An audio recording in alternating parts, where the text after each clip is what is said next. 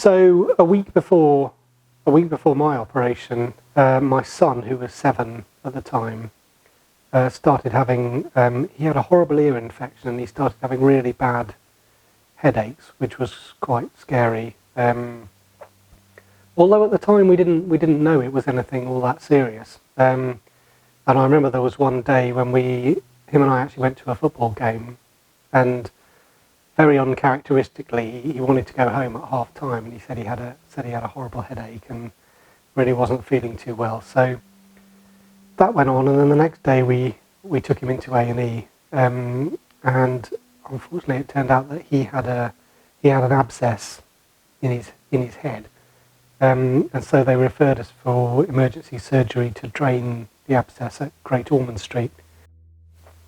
My surgery was due to take place on the Thursday that week.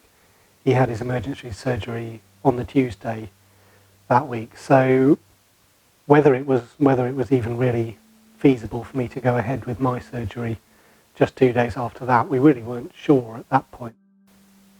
So I was in touch with Liz, who was the lead nurse in the NET unit, and she was absolutely brilliant. And it seemed to us like a crazy situation to be in, but she had a way of dealing with it as though it was a perfectly normal kind of thing to be dealing with on a day. And she was in touch with the equivalent nurse specialists at Great Ormond Street to sort of talk through how we all were, and sort of to help my wife deal with the logistics of having both of us in 2 different London hospitals having major surgery in the same week.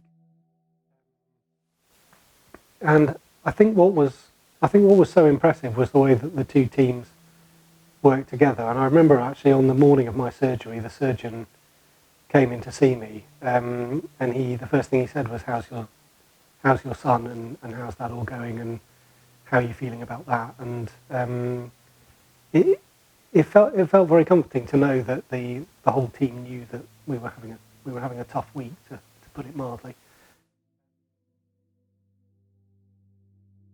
I was very conscious of not really wanting to ask for anything or sort of be in the way. But obviously I did have to have various aftercare things, like getting the stitches taken out, and I had a couple of follow-up chats with the nurses following the surgery.